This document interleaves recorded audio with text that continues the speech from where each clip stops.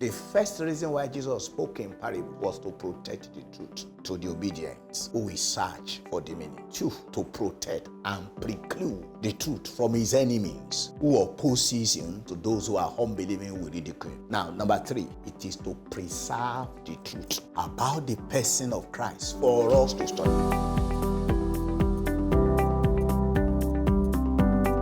Lord of heaven, we appreciate you for your goodness.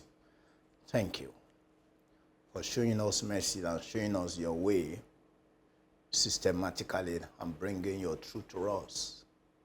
Thank you for the enlightenment that your Spirit is also bringing as well. As we are learning to see you in the pages of the Scriptures, may you again, by your mercy, open our eyes to see. Let your people comprehend your truth. Let us live by these truths. And may we not live our lives against your truth in the name of Jesus. Thank you, Father. In Jesus' name we pray. Amen. Yeah. Today I want to speak about the revelation of Christ in his parables. The revelation of Christ in his parables. I would like to advertise to you that the issues of Jesus' parables, the Lord, in our Bible studies at his feet, we done a deep studies for almost 2 years, serially, approaching those parables. So if you go to our YouTube channel, Tregomedia, you can search for the parables where we have learned Jesus in his parables. And we did 2 years study on it, about 2 years. Yeah. But again, the Lord, we cannot, exclude this also. We must again look at it. But here is just a peep. And what I am actually, my concern with this is to show you Christ in his parables. Now, follow me into the book of Matthew chapter 13. Because of time and my space of time, let me just read verses 10 and 11. In Matthew 13 alone, Jesus spoke 7 parables.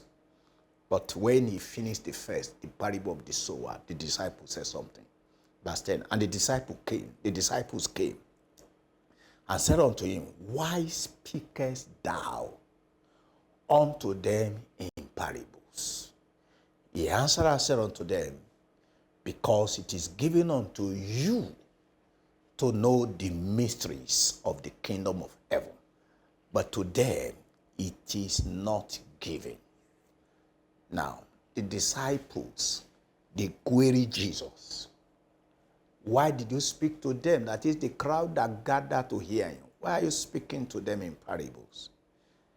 And his answer revealed to us 3 reasons why Jesus speaks in parable. Number 1 is to project the truth to the obedient.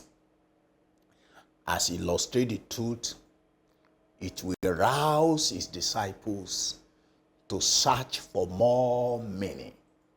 He told them, you are given to know the mystery of the kingdom. So it is a privilege to be exposed to divine truth.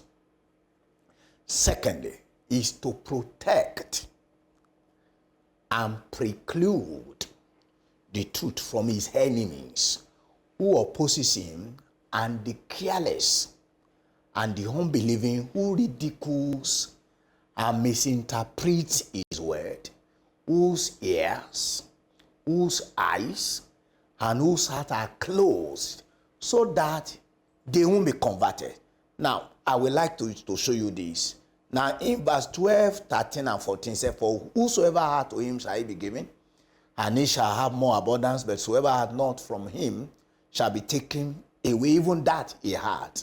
Therefore speak I to them in parable, because they see not, and hearing they hear not, and neither do they understand. And in them is fulfilled the prophecy of Isaiah, which says, by hearing ye shall hear, and shall not understand, and seeing ye shall see, and shall not perceive, for these people's heart is waxed gross, and their ears are dull of hearing, and their eyes they have closed, lest at any time they should see with their eyes, and hear with their ears, and should understand with their heart, and should be comforted, and I should heal them.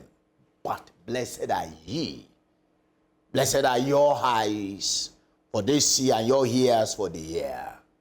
Now, don't forget, the first reason why Jesus spoke in parables was to protect the truth to the obedient who will search for the meaning, to project, to protect and preclude the truth from his enemies who opposes him and who are careless, to those who are unbelieving with ridicule.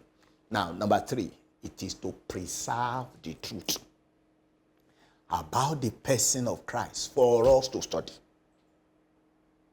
That's why I am bringing this to you. It's to preserve the truth about the person of Christ, because it is recorded for us in the scripture that those truths, the truth in the parables, will be preserved for us to study about the person of Christ, because many of these parables reflect Christ in different aspects of his office and work.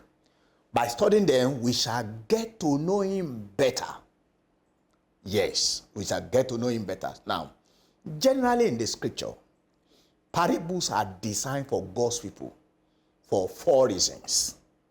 Generally, when I say generally in the scripture, from Old Testament to New Testament, scriptures, parables are designed for God's people. Number 1, to bring them under conviction. That was what Prophet Nathan did to convict David of his crime in 2 Samuel chapter 12, verse 1 to 6. To bring them under conviction. 2, to teach spiritual truth. In Isaiah chapter 5, verse 1 to 6, the Lord was talking about the parable of the vine. Now, number 3, to illustrate a point. When Jesus was speaking to one barrister, and that one was asking, who's my neighbor? And he brought about the parable of the Good Samaritan in Luke chapter 10, verse 25 to 37. And number 4, what parables are designed to accomplish. 4, to fulfill prophecy. Matthew 13, verses 34 and 35. Now, let's come to the characteristics of the parables of Christ. According to Mark 4, 33 and 34, they are numerous. Secondly, they are illustratives. They are illustratives. Then thirdly, their meanings are self-evident. 2, unknown. 3, explained. And 4, prophetic. Their meanings are 1, self-evident. That is, when you look at those parables, they are self-evident. 2, you have some of them or certain of them that they are unknown. 3, they are explained. Jesus himself explained the parable of wheat and tares, and explained the parable of the sower. Then some are prophetic. Now, please let me just take you through the classifications of parables, of the parables of Christ. We have about 40 of them, but I classified them into 6 groups. Yeah. We have parables concerning God's love in Christ. And here I have 5. Number 1, the lost sheep. The lost sheep in Luke 15, verses 4 to 7. 2, the lost money in Luke 15, verses 8 to 10. 3, under the classification concerning God's love in Christ, the prodigal son, Luke chapter 15, verse 11 to 32. And number 4, the hidden treasure in Matthew chapter 13, verse 44. And 5, the pearl of great price. Matthew 13, verses 45 and 46. Now, we have parables concerning Israel, 3 of them. Number 6, barren fig tree. Luke 13, verse 6 to 9. 2, the 2 sons. Matthew 21, verse 28 to 32. And 8, wicked husbandman. Matthew 21, 28 to 32. That's the second classification. Now, coming to the third classifications of the parables of Jesus Christ. These ones, they are concerning Christianity, that is the gospel in this age. Now, on this one, number 9 have the new cloth, Matthew 9:16. 10, new wine, Matthew 9:17. 11, the sower, Matthew 13, verses 3 to 8. The tears and the wheat, Matthew 13, verse 24 to 30. And 13, the mustard seed, Matthew 13, verse 31 and 32. 14, the leaven, Matthew 13, verse 33. Then, number 15, the dragnet, Matthew 13, 47 to 50. The great supper, Luke 14, 16 to 24. And 17, seed growing secretly.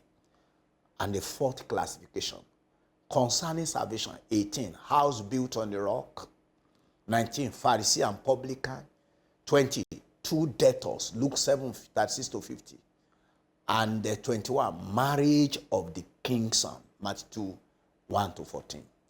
Now, the fifth classification, we have parables concerning the Christian life. Number 22, candle under a bushel, Matthew 5, verse 15 and 16. 23, unmerciful servant, Matthew 18, verse 23 to 35. 24, friend at midnight, Luke chapter 11, verses 5 to 13. And 25, importunate widow, Luke chapter 18, verse 1 to 8. And 26, tower, Luke 14, 20 to 35. And 27, the good Samaritan, Luke 10, 35, 25 to 37. And 28, the unjust steward, Luke 16, verses 1 to 13. And 29, laborers in the vineyard, Matthew 20, verse 1 to 17. Now, concerning rewards and judgment, this is the last classification. Number 30, 10 virgins, Matthew 25, 1 to 13. 31, the parables of talent, Matthew 25, 14 to 30. Then the pounds, Luke 19, 12 to 27. And 33, the sheep and the goat, Matthew 25, 31 to 46. And 34, master and servant, Luke 17, verse 7 to 10. And 35, servants watching for their master, Mark 13, verse 33 to 37. 36, the rich fool, Luke 12, 16 to 21. And lastly on my list, 37, the rich man and Lazarus. Holy Father, bless your word. Father, Lord in heaven, show us mercy. Let your name be glorified. Thank you, Father. In Jesus' name we pray. Amen.